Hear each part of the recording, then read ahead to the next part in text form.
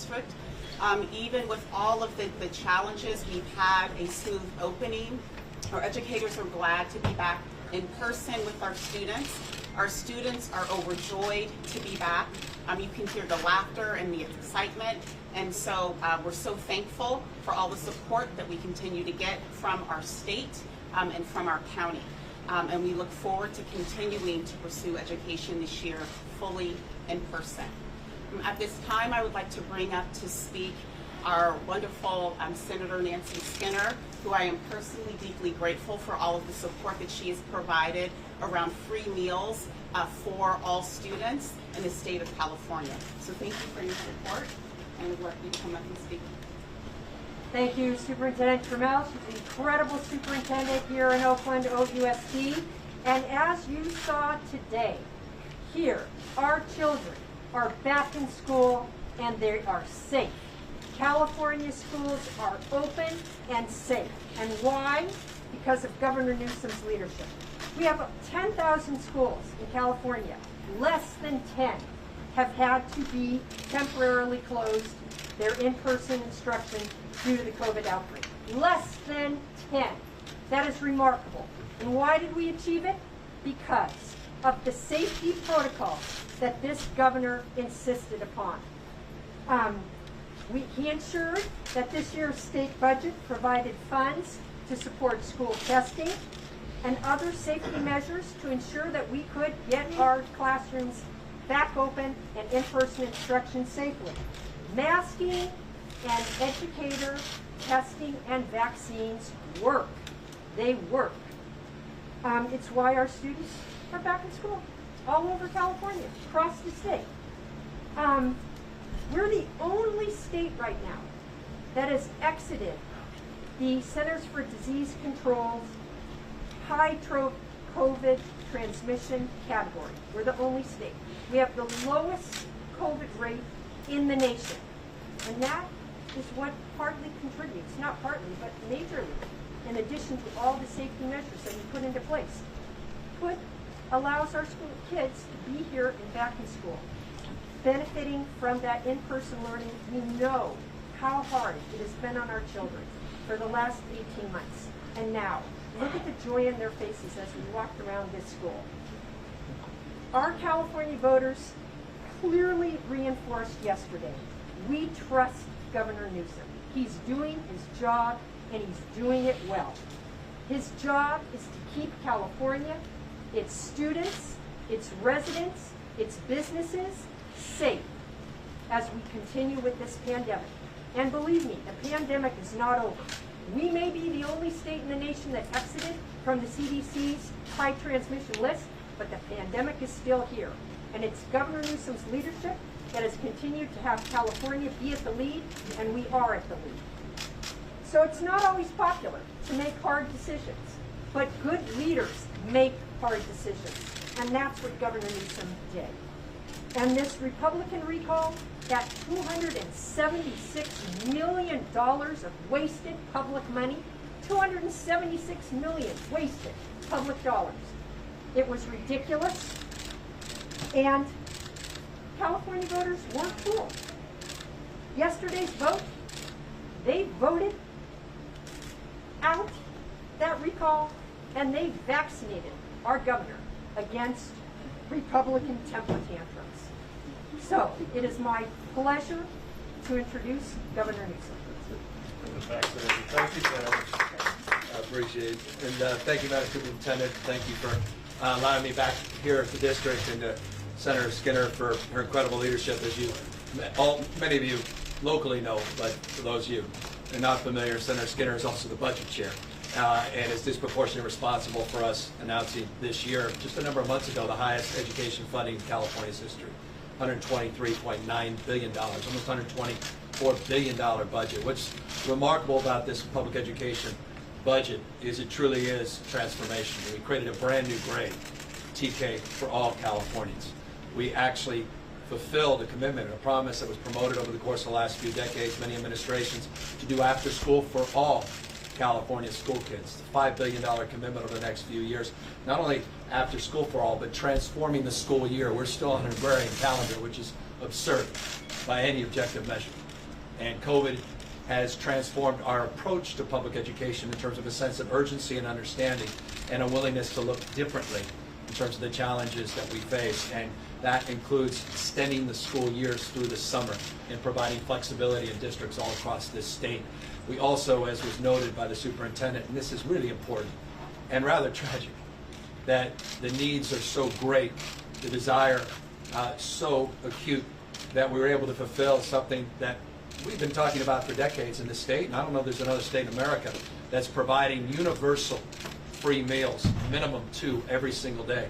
It's a $650 million commitment this year, goes over $1 billion over the next few years. That commitment to make sure our kids are healthy and to make sure that they have the nutrition they need so they can focus and attend to their schoolwork. We're really proud of this budget, and perhaps no more than this. I've been promoting this since I was a county supervisor in San Francisco. This notion that we have to begin at the beginning by creating a college-going mindset. California is now the first state in the U.S. to provide a child savings account to every entering kindergarten. 3.5 million kids are going to get their own savings account. Over half their parents don't even have access to savings and checking. Those children are going to have the dignity of their own account, close to $2 billion investment. Our kids, foster kids, and homeless kids will get upwards of $1,500 in a starter account.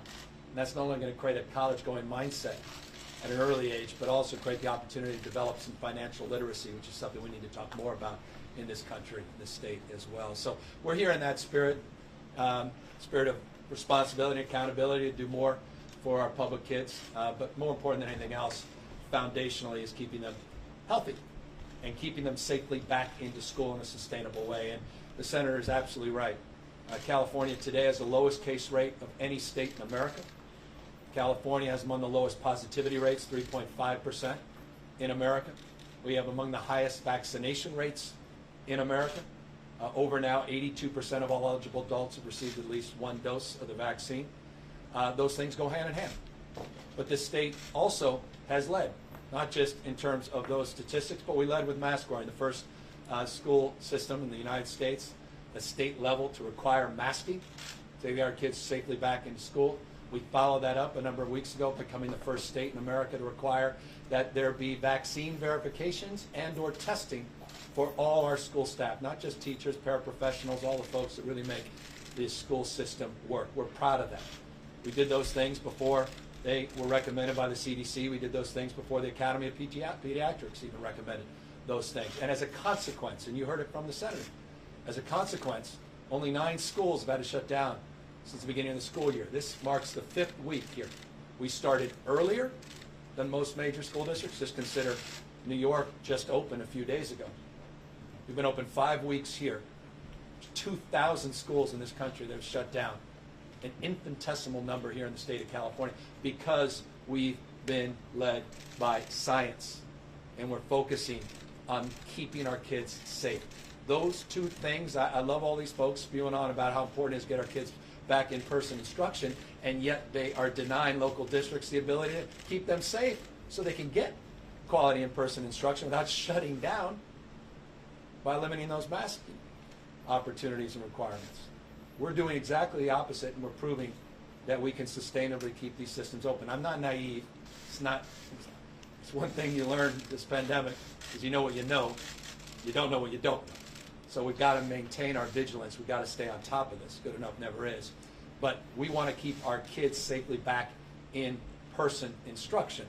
It's critical to get more people vaccinated, and it's critical that we have face coverings and masks to keep our kids safe and healthy and keep the professionals that are taking care of our kids safe and healthy. So we're here in that light, in that spirit, and grateful to the school districts all across the state of California that overwhelmingly have embraced not just the mandate, but the spirit of the mandate as it relates to trying to do more and do better to keep our kids safe. By the way, I'll extend this to the economy as well. You want to get our economy humming again in this country, in this state? We want to keep it sustainably operating at full capacity in every way, shape, or form. We've got to get more people vaccinated. While 82% is impressive in some respects, it's not good enough in others. And so we have more work to do to remind people the imperatives, the power, importance of getting these life-saving vaccines. And so we have more work to do in that space. And we're working with the Senate, working with the senator and others to continue to develop partnerships. We have 480 partnerships with community-based organizations, trying to meet people where they are in language, doing everything in our power to convince people that are still on the cusp of making a decision, and then of course going after and calling out the disinformation. Not just the misinformation, but the intentional disinformation that's all across media, all across the spectrum. And we actually have teams of people working for us now, combating that day in and day out, in real time, pushing back against that disinformation and that misinformation. So more vaccines, more stringent strategies to encourage and or require that we maintain our vigilance around face coverings and masking to keep our kids in person and continue the progress in this state. With that said, I'm not naive about the challenges the state faces, as we face those challenges in many respects all across this country. And while California's economy has come roaring back, 671,000 jobs just in the last 6 months, unprecedented in our state's history, really the tentpole of the American job recovery in terms of job creation, $80+ billion operating surplus, and I say plus because we'll be putting out new numbers soon. That budget surplus is now well north of $80 billion, unprecedented as well in U.S. history. It allows us to do that $12 billion tax rebate, dollars that are going out. But we're mindful. We have a lot more work to do. The unemployment rate is still stubbornly high. A lot of small businesses are still struggling, and we want to meet them where they are, provide those grants, and get those dollars out in the streets. Final thing. I'm also mindful on September 30th, our moratorium on evictions ends. But I also want to raise awareness that what we did with Senator Skinner and with the legislature extends beyond September 30th.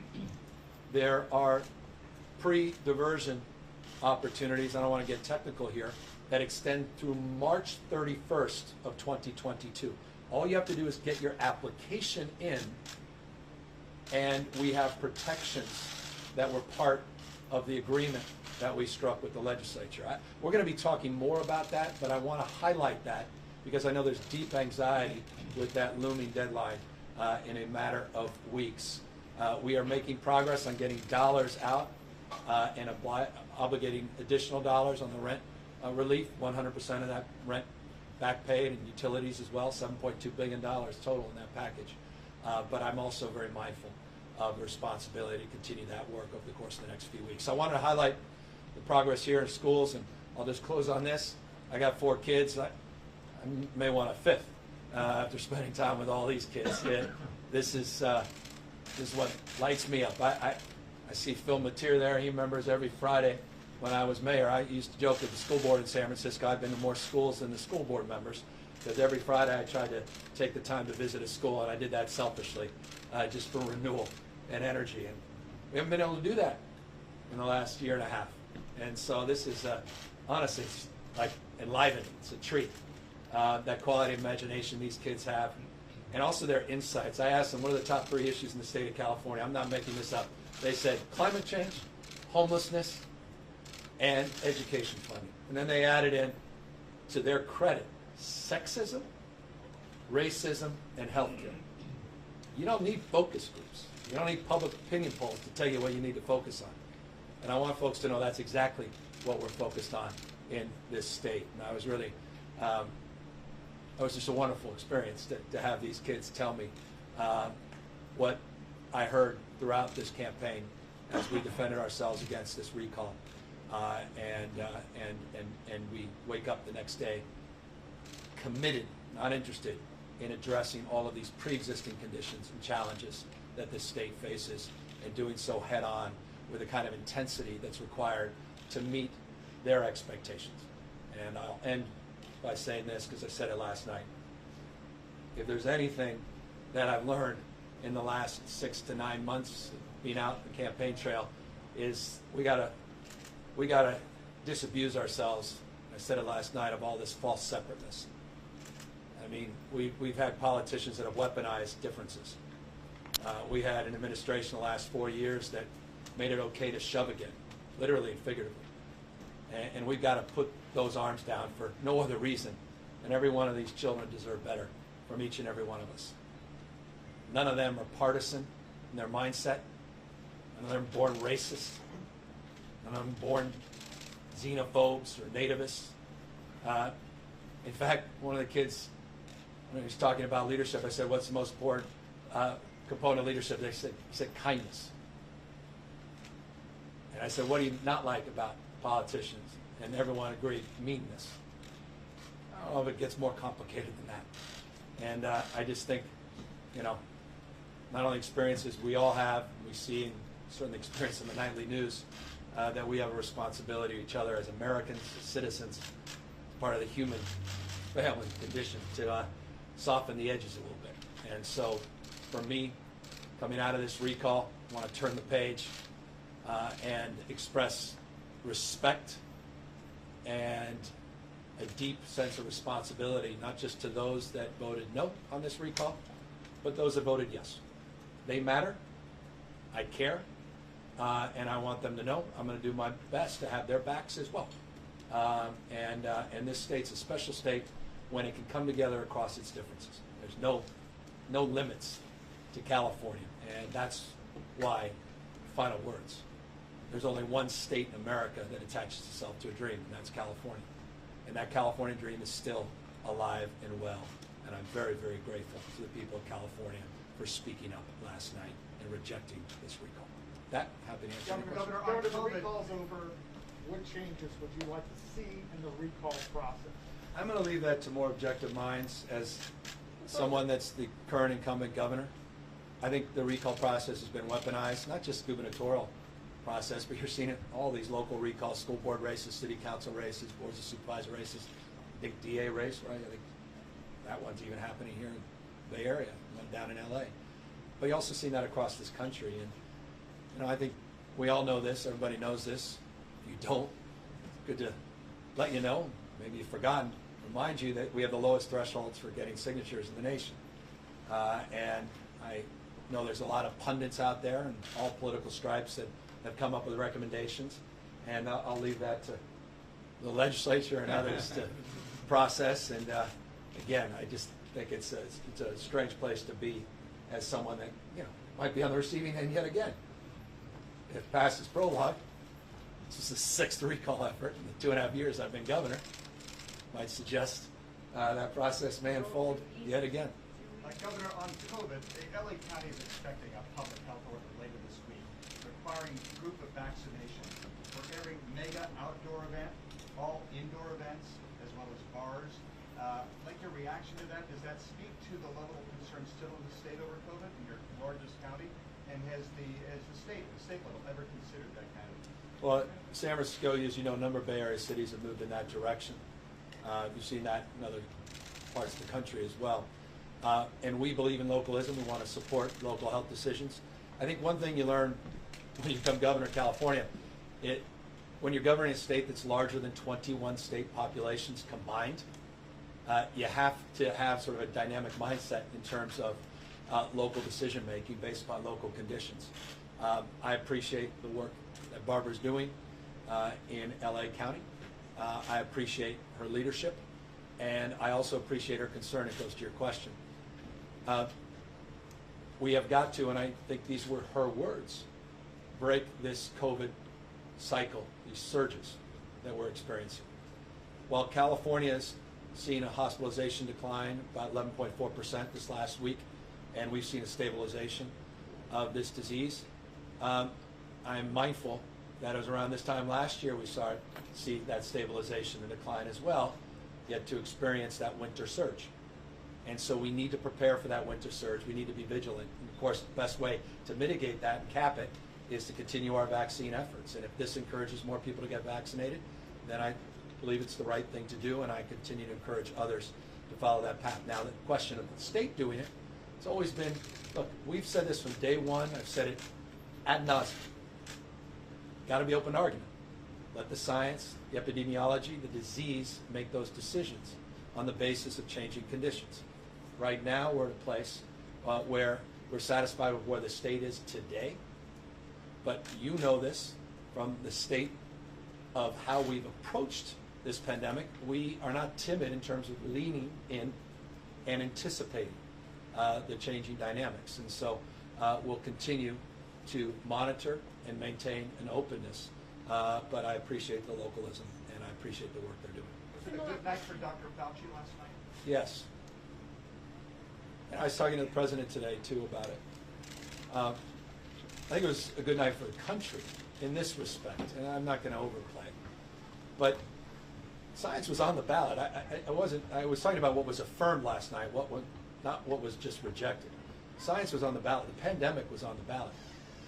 Our approach to this pandemic, vaccinations, were on the ballot last night. And again, you no longer can assert a different point of view.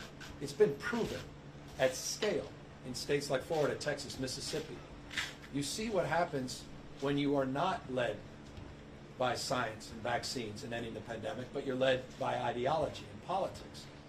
They went off a COVID cliff. As we stand here today, Florida has 6 times more children in their hospitals than the state of California. The pediatric hospitalizations in Florida are 6 times greater than the state of California. I mean, they're kids. And there's a reason, and it's different approaches. And so I think it was validating in terms of work Dr. Fauci's done, but also validating, as I told the president, to the president's approach. And I give him all the credit in the world that he leaned into this a week or so ago, and he stood tall and strong, not just in public, but private as well. Do the right thing. And I'm really proud of his leadership and really proud of, obviously, Dr. Fauci's. Governor, do you take the win as a mandate for the rest of your term, and what will you use that clout to advance? I think the one thing, when you face a recall, and I think all of us in our own respective lives face any kind of deadline that is sort of existential in terms of consequences of missing a deadline. In your business, you know it well. It sharpens your focus about time. And things that you may have looked at on the horizon and said, over the next 2-3 years, we want to get this done. You start looking very differently and say, well, what's possible in the next 2 to 3 months? And I think it's the old adage, once the mind is stretched, it never goes back to its original form. This pandemic has stretched the mind of what's possible. I'll give you a specific example. Just in California, getting 6,000 homeless housing units in 5.5 months online. That's unprecedented in the state's history. Usually it takes a decade or 2. We were able to do that in 5.5 months. That's now focused my energy to say, what more can we do in that space with that same sense of urgency on climate change, on issues of affordability and housing. Now that's tough. That's going to take a long time. Get these housing starts and get the zoning worked through and get a different mindset in terms of addressing that imbalance. But it's focused that energy. And I'll tell you, I'll just end on this. But the budget we just passed this year, we've had so much. We had many conversations because of the incredible work that the senator did as budget chair. But there were things we dreamt about in our public life. We got them done this year in extraordinary ways. One of the things I'm really looking forward to is sharing with the public what the state is doing, because it's gotten lost with everything else out there. The progress that we have seeded in the last 12 months is really enlivening, and so I'm looking forward to that. Mandates are, that's not even kind of language I use. Governor, one question is not only recall of the pandemic. Since you quoted the man you said was your political hero last night, Robert F. Kennedy Jr., will you deny Sirhan's parole when it comes to your office? That's a fair question, particularly since I brought him up last night. So the process has to unfold. It has to come to me formally. If I get in the middle of a process with just 2 people recommending the full board and adjudicate, I could put that entire process at risk. But I will say this, I mentioned this a few weeks ago, and you've highlighted another proof point, perhaps an exclamation point, with the quote from Bobby Kennedy. But you walk into my office and the governor's office, and it's photographs, those iconic photographs of the funeral procession of Bobby Kennedy. If you go in my home office / bedroom, you'll see half dozen Bobby Kennedy photos on the wall, the most precious one being of my father and Bobby Kennedy, signed to my mother, Tessa. My mother and dad are both passed away, and this was right before, very shortly before Bobby was killed. I think that gives you a sense of where I might be leaning. But right now, I don't want to lean into that process and create problems. So we wouldn't be wrong if we said the governor is leaning towards denying parole. I would ask you humbly not to say that, because I don't want to prejudice any further this process. But I also don't want to leave people wanting, because I got to tell you, interestingly, this is very raw and emotional for people. I'll be honest, forget parole generally. We do 40 to 70 paroles a week. But the stories, the emails and text messages I've gotten from people aren't just giving an opinion about yes or no. They're expressing their memories of that time. I see Dr. King up there in the past, and connecting the dot to the 60s and that stress and anxiety and the wounds, and in a way that makes this decision even that much more powerful because of the impact that has on opening up those memories, many memories that people want to suppress, understandably. Okay, last question. In-person learning, yet we've seen, for example, Hispanic families, they have sometimes over 5 people in their households. They're scared. They don't have someone that is at risk of getting COVID, so they don't want to send their kids to school. What would you tell them, and what are the options they have? Schools are among the safest environments if you want to avoid COVID transmissions. You've looked at the number of schools that have closed. Most of the COVID cases that have been identified came from community spread, not spread from within the schools. Because of the protocols, the process, procedures, because of the enforcement around the strike teams that the state is providing, and the support at the local level, and the incredible leadership of superintendents that we have here, we've been able to not only open up all our schools in the state of California, but this is a proof point. For 5 weeks here, they opened up. They had 11 cases in their first few days, but that was from the summer community spread, and they've had no cases since because of the protocols that have been put in place. So I would tell those families this is a safe place to be.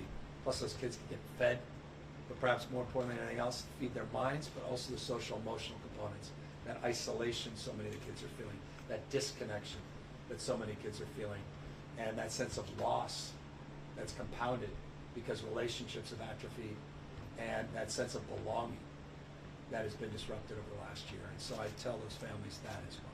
Governor, once vaccines for younger children are approved, we just learned that could happen this fall. It goes back to the question here, will you consider, or are there conversations about potentially statewide mandates for K through 12 students in public schools? Yeah, there's certainly conversations, and obviously, but there's nothing on the table. I want to make that crystal clear. Of course, there are conversations. I mean, we have mandates for vaccine. I love all these Republican governors, with respect, that are talking about how dare you have vaccine mandates, yet they're mandating vaccines in their states. I mean, their entire career is marked with their mandates for vaccinations, which they can eliminate. God forbid. I mean, the hypocrisy is so grand. It's actually frighteningly phenomenal. That said, LA Unified is looking to do it at a scale that presents challenges as well, staffing challenges, logistics and data collection challenges, et cetera. So we're working with them. We're mindful of their processing, and we're learning in real time. And we're discussing if we're at a point full authorization, that we put ourselves in a position to express the lessons learned and scale those lessons if other districts choose to move in that path, and or the experts suggest at the state level we should move in that path. But right now, that is not something that has been presented in any detailed form, but it's certainly something as we scale our thinking to the winter and fall, we scale our thinking as it relates to prospect of new variants and mutations, as we scale our thinking to the third dose of the vaccines, and we scale our thinking once it comes more clear focus when the CDC and our own state advisory group look at the science and data and make recommendations. Okay, last question right here. Dealt with Last question. a bankrupt utility. You had wildfires. Yes. You had COVID-19. I'll just make that easy on you, Phil. Sorry. I'm saying you came in, you dealt with a bankrupt utility, you've had wildfires, you had COVID-19 and a recall. In this moment, do you feel vindicated for your approach as governor? No, I thank you for reminding me. One of those I'd forgot about. I don't know why I would forget about it. Bankrupt utility, just weeks after I got sworn in office. Look,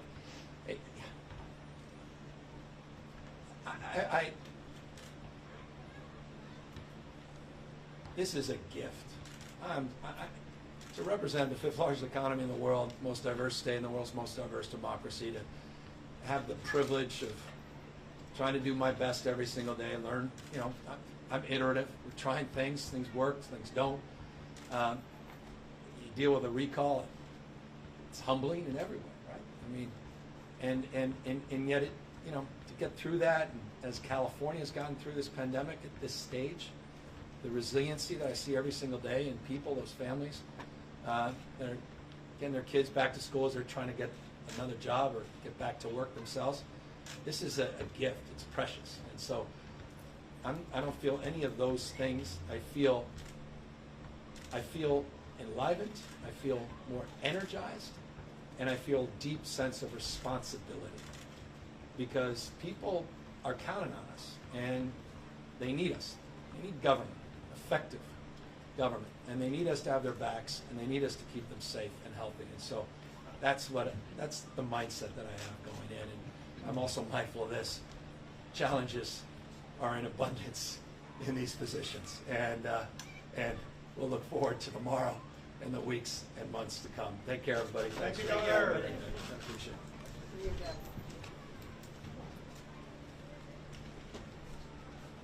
Thank you, Governor. I'm happy to take any questions. Well, great. Great. Too hot. We're going to hold for just 1 minute. We're going to hold for 1 minute.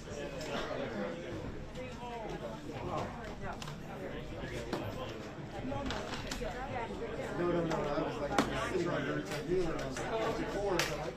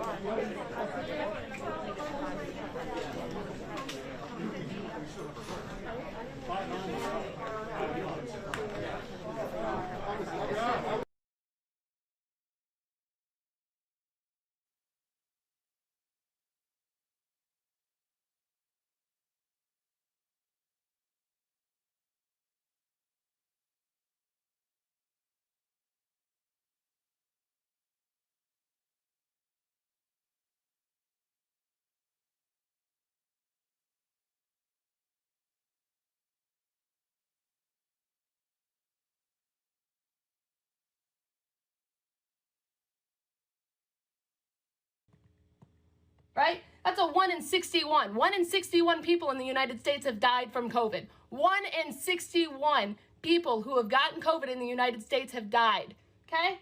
Let's take this further. There are 173 million people who are fully vaccinated in the United States, right? Do you know how many breakthrough cases there have been? Since as of August 30th, there's been 12,908. That gives you a 1 in 13,402 chance